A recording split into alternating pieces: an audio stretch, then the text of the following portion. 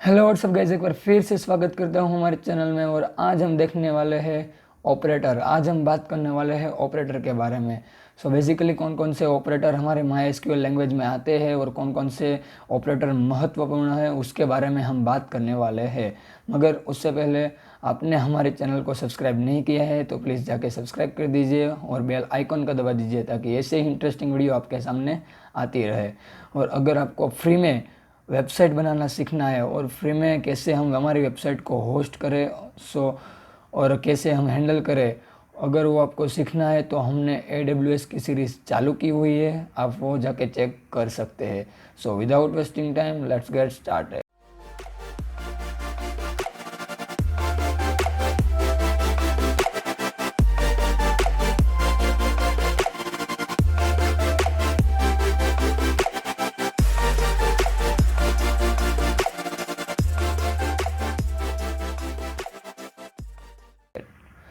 हम बात करते हैं ऑपरेटर के बारे में। MySQL में ऑपरेटर सभी के सभी same to same other language की तरह ही आते हैं, बट कुछ ऐसे ऑपरेटर है जिसे हमें थोड़ा सा देखना पड़ता है और वो थोड़ा सा अलग है, और उसका नाम है नॉट इक्वल टू।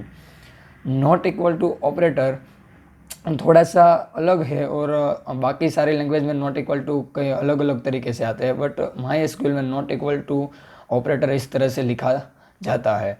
और दो नए ऑपरेटर इज़ नल और इज़ नॉट नल, वो दो नए ऑपरेटर MySQL में आते हैं।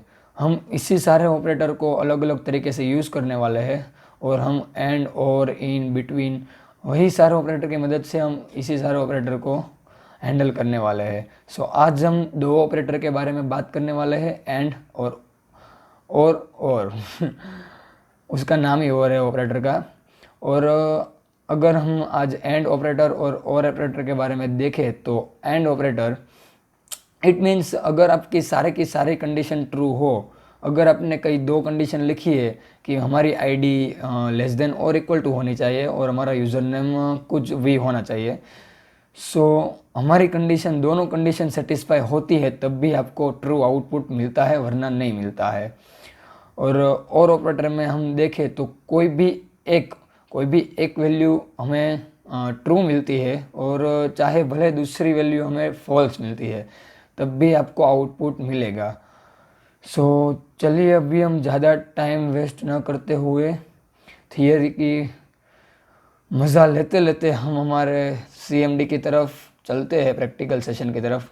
बट उससे पहले हमें हमारा सर्वर ऑन कर देना है, और सर्वर है जैम सर्वर। आपको नहीं पता है तो प्लीज़ जाके हमारा पहले का वीडियो चेक करिए, आपको सारी डिटेल मिल जाएगी।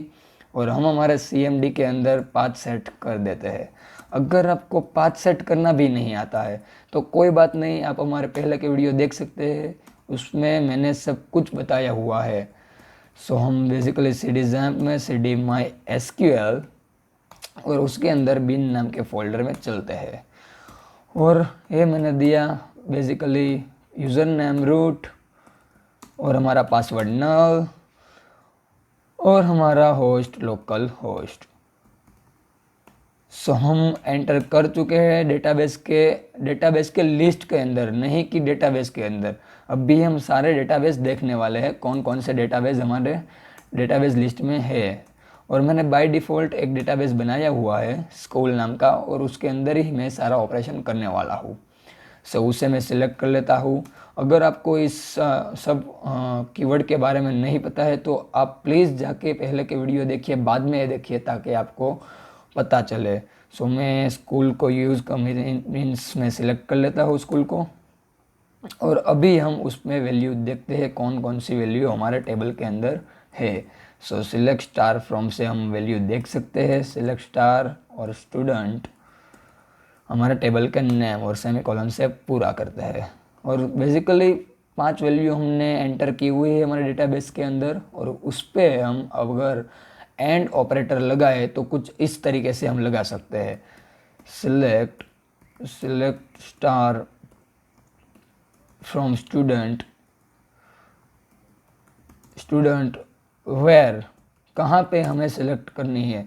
हमारी ID is equal to 2 and हमारा यूज़र नेम हमारा मस्ट विवेक ही होना चाहिए, तब भी हमें आउटपुट मिलेगा विवेक, और हम सेमीकोलन से पूरा करते हैं। और आप देख सकते हैं हमारा आउटपुट मिल चुका है। बट अगर मैंने ऐसा लिखा होता विवेक की जगह कुछ और, विवेक की जगह मैंने अनुराग लिखा होगा, तो हमें आउटपुट कैसा मिलता है हम देखते हैं। तो हमें आउटपुट एम्प्टी सेट ही मिलता है, बिकॉज हमारी एक कंडीशन ट्रू है, ID2 ट्रू है, बट एक कंडीशन फॉल्स है, बिकॉज ID2 पे विवेक नेम है, नहीं कि अनुराग। सो इस तरह से एंड ऑपरेटर को हम यूज़ कर सकते हैं, और उस पर ही हम सारे ऑपरेटर की मदद से देख सकते हैं कि हमारी ID अगर लेस देन 2 हो और हमें अनुराग मिलता है, तो हमारा दोनों कंडीशन सेटिस्फाई होती है, क्योंकि ID लेस देन 2 ही है, 2 से बड़ी है ID5 और नेम अनुरागी है। सो हमारी कंडीशन ट्रू हो रही है, सो हमें आउटपुट मिल रहा है।